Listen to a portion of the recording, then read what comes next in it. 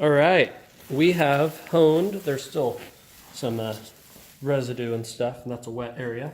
But we've honed out all this etching everywhere on this counter, big island, except for right over here. I've left a square. We've done the edges with, we do all the edges with a hand machine. And yeah, so I've left all that to show what we're doing. You can tell the difference between over here where it's still shiny and all etched up, and over here where it's much more dull and there's no etching.